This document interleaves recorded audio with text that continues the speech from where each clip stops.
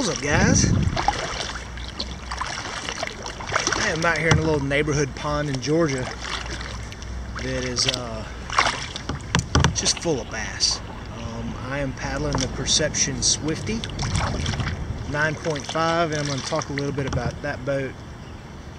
But yeah, before I got in, there was a guy out here fishing off the bank, and he showed me a picture of about a 9.5 pound bass caught out of this little lake. And this is about a, I don't know, 2.5 acre little pond. Here, I'll give you the 360 tour. And that's all there is to it right there. Just a little bitty lake. Deepest water here is probably 7 feet. It's not deep at all.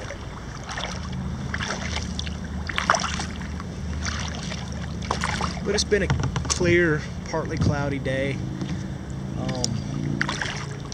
I imagine the bass, or I've already caught one bass right off the bank. I cast, set my rod down to mess with a few things, and didn't even move my worm. And he picked it up and my line was going sideways.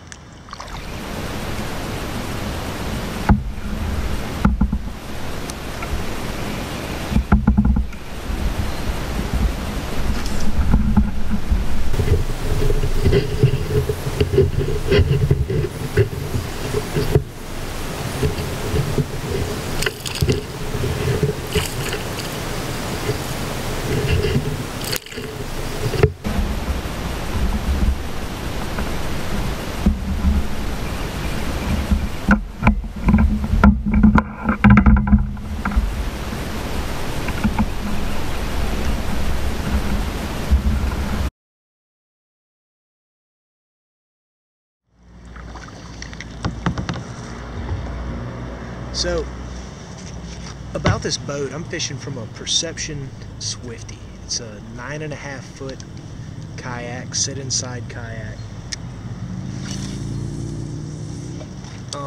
I imagine it's sold as like a recreation boat or a play boat.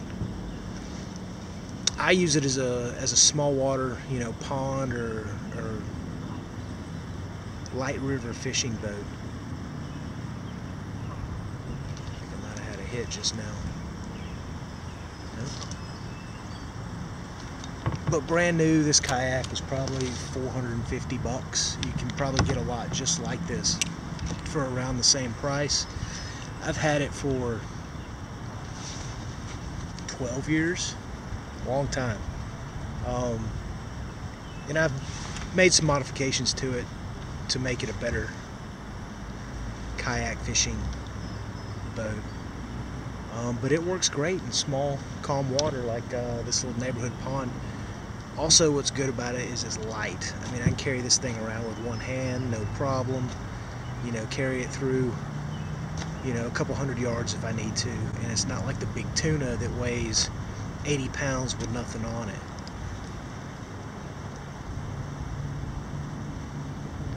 I mean, that joker's heavy.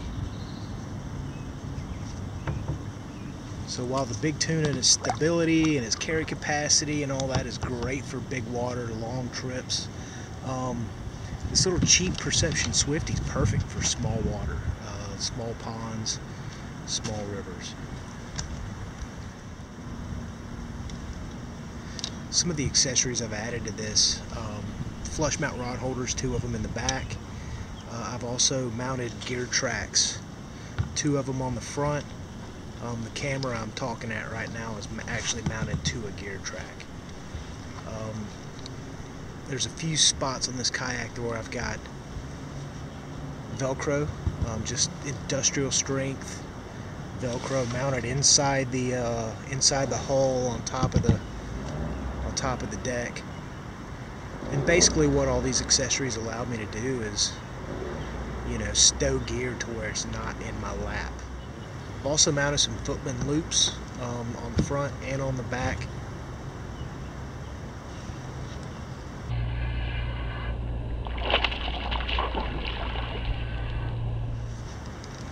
And that's just for extra carry capacity.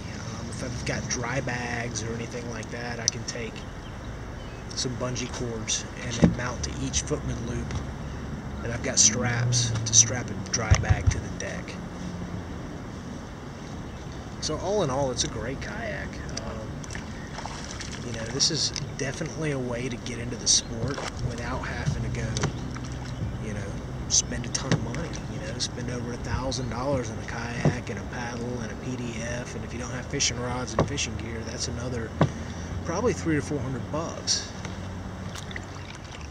This is a sit-inside boat. I do kind of prefer to sit on top boats, especially when you're fishing in bigger and more swift water. It's just safer, and the reason sit on top boats are safer is because if you fall out, they're a lot easier to get back into. Whereas this kayak, if I roll this over right now, being a sit inside, I'm probably just going to stand up and walk to shore. But if I were in, you know, extremely deep water, rough water, windy, boats going around a long distance from safety, I would think twice about bringing a sit-inside kayak out for one of those trips.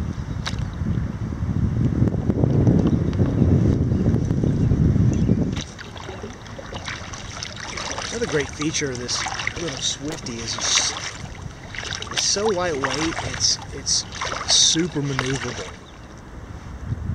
But this is a real fun boat.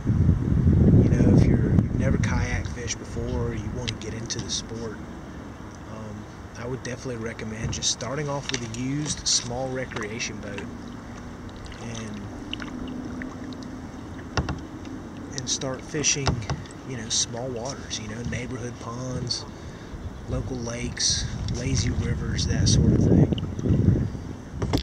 Number 2.